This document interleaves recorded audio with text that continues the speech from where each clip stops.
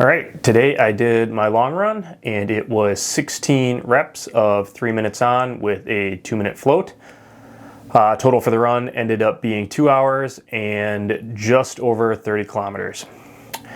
Okay, so in this video I'm going to go over some more details of that run and why I like to build that workout into my long runs, especially as I get closer to the marathon. Okay, so digging into this one, like I mentioned, 16 reps. I do 3 on and 2 off.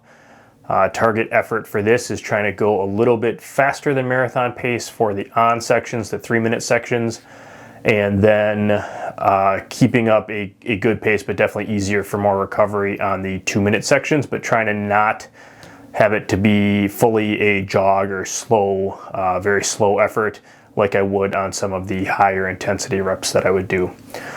So I guess to clarify, this one is definitely not at a VO2 max or for like 5K effort like I would do my 3-minute reps during the middle of the week. Usually I would do 8 to 10 reps for something like that. Very similar with 3 minutes on, 2 minutes off, but I'll be doing much harder intensity for the on, and then I'll do slower jogging for the off portions on the 2-minute recoveries. On this workout, 16 reps, so it's a lot longer. And the intensity is not as high. So trying to keep the intensity bouncing back and forth somewhere around marathon pace. So the on sections are faster than marathon pace and the off sections are slower than marathon pace. Really what I'm trying to work on here is try to get my body to really understand or just ingrain that amount of relative effort that I want to be feeling in the marathon. So when I run the 3-minute sections at a pace that's faster than marathon pace, I can pretty quickly tell and help just internalize or remember that feeling of being at a pace that's faster than what I should be at for a marathon pace. Even with just 3-minute reps, not going super fast, probably closer to half marathon pace, I can feel within the 3-minute segment that it's too fast. It's not something that I would want to sustain for a full marathon. So that helps me remember or recall back to that level of effort as I get into the marathon. It's kind of easy to get carried away in certain spots. Maybe it's a little bit uphill or downhill, or you're running with a pack and they happen to speed up. Whatever it might be, if you get a little bit ahead of your pace, even for a minute or two, I find that really challenging to come back from that, or it can dig a pretty deep hole for the rest of the race. And then I think on the other side of that, on the opposite side of the pace spectrum, when I'm doing the 2-minute floats, trying to keep those at a pace that's up tempo enough to, I guess, more or less challenge my body to, one, stay within kind of that threshold type range, or even just below that, and then second to that is to just focus on how quickly can I recover without dropping down to a true recovery pace. So again, that kind of simulates a race situation where maybe I did go a little bit too fast for a little while. I can drop my pace down just a little bit, not completely down to a jog or a walk or anything that would be significantly slower than race pace. But even going just 30 seconds or a minute slower than my targeted pace for a short period of time can really help to feel what that recovery feels like. So with this 2-minute reps, try to keep the effort range somewhere in that aerobic power range. So if in the heart rate chart, you can see on the recovery portion, the 2-minute reps, I'm mostly in the aerobic power zone, not actually dropping down into aerobic endurance, except for maybe some very small peaks in between the reps, and then quickly jumping back into the higher effort, which pulls me back up into the threshold effort zone.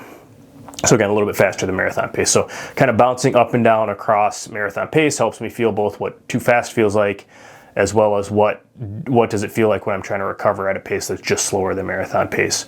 So really then with that helps me dial in what my effort should feel like during the marathon. I think that can be really helpful because, like I mentioned, there can be hills, there can be the pack going faster or slower, there can be wind. All of these things, it's good to make sure that you can understand what that actually feels like. Really helps me, even in addition to looking at the watch, looking at heart rate, some of the other signals that I might be interested in trying to take measure of from an analytical or more objective standpoint or quantitative standpoint. This is something that's more subjective, but I think can really help dialing in that marathon race effort.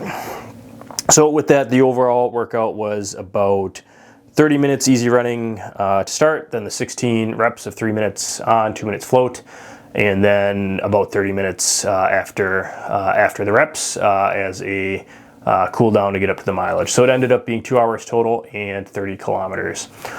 So not a huge volume, but it ends up being a pretty good workout just because of that big chunk of effort in the middle. The other part that I like to look at with the Coros app is looking at the training load. So this was 345 training load.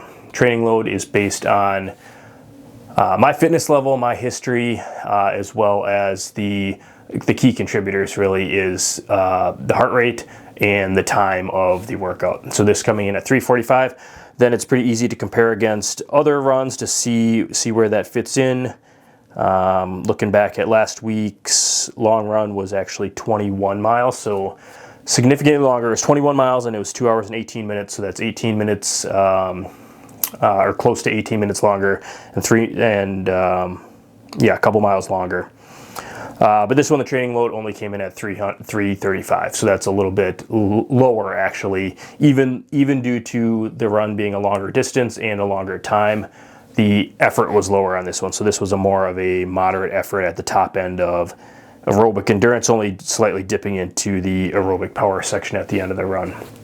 So using this training load metric, it really helps me be able to compare across different runs, even if it is a different environment. It could be different elevation gain, could be windier, or it could be hotter on a specific day. All of those things can contribute to higher amounts of effort and therefore higher training load. And that is something I like to monitor over time. So this one run is just one part of that week. I would look at the entire week and try to better understand where my training load is at, especially as I get into kind of the last few weeks here before the marathon. I would be trying to monitor and make sure that I can get recovered and get back into good shape, or get tapered into shape for going the full marathon distance here in the near future.